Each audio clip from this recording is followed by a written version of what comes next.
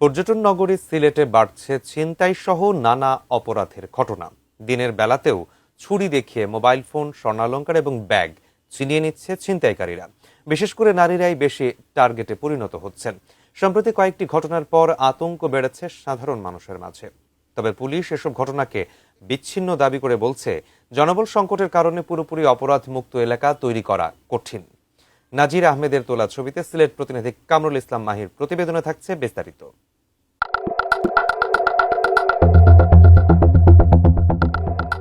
কলেজে যাচ্ছিলেন এক নারী শিক্ষার্থী। হঠাৎ মোটরসাইকেলে তার গতিরোধ করে দুই যুবক। সিলেট মহানগরীর সাগরদিঘির পার এলাকার নির্জন স্থানে ওই শিক্ষার্থীর মোবাইল ফোন ও ব্যাগ ছিনিয়ে নেওয়ার চেষ্টা করে তারা। ব্যাগ ছাড়তে না চাইলে তাকে অস্ত্র দিয়ে ভয় দেখানো হয়। তবে আশপাশে লোকজনের উপস্থিতি টের পেয়ে কিছু না নিয়েই পালিয়ে যায় দুই ছিনতাইকারী।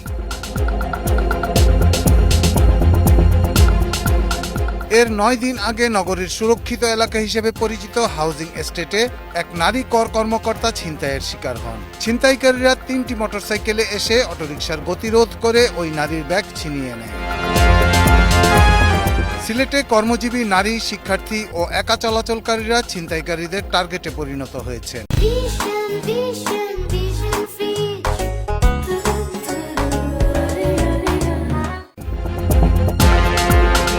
স্থানীয়দের অভিযোগ, গুরুত্বপূর্ণ সড়ক ও অলিগলিতে পুলিশের টহল কম থাকায় ছিনতাইকারীরা সুযোগ নিচ্ছে। নিরাপত্তা ও স্বাভাবিক চলাফেরা নিয়ে উদ্বিগ্ন নারীরা।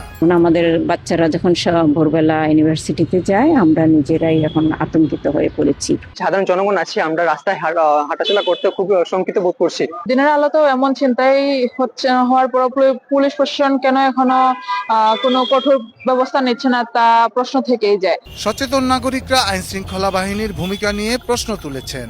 এগুলো রোধ করতে হলে অবশ্যই তাদের গোয়েন্দা নজরদারি বৃদ্ধি করতে হবে এবং তাদের যে যত আজকে যে প্রযুক্তিগত যত সতর্কতা আছে সেগুলো অবলম্বন করতে হবে। ছিনতাইয়ের ঘটনাকে বিচ্ছিন্ন দাবি করে পুলিশ বলছে, শহরকে অপরাধ মুক্ত করতে হলে বর্তমান জনবলের তুলনায় পুলিশের সংখ্যা অন্তত 10 গুণ বাড়াতে হবে। পাশাপাশি প্রয়োজন উন্নত প্রযুক্তির ব্যবহার। মহিলাদের ক্ষেত্রে তারা তো একটু ভালনারেবল গ্রুপ, এদের উপর আক্রমণ করাটা সহজ, এই জন্যই তারা সফট টার্গেট। তো আমরা এই জন্য আমাদের নজরদারিটা, আমাদের কার্যক্রমটা বাড়িয়েছি। এই ক্ষেত্রে পরিকল্পিতভাবে পরিস্থিতির অবনতি করা হচ্ছে কিনা এই বিষয়টাও আমরা একটু খতিয়ে দেখার চেষ্টা করব। পর্যটন নগরী হিসেবে দেশ জুড়ে পরিচিত সিলেটের এমন পরিস্থিতিতে দ্রুত কার্যকর পদক্ষেপ নিয়ে আইন শৃঙ্খলা পরিস্থিতি নিয়ন্ত্রণে আনার দাবি সিলেটবাসী।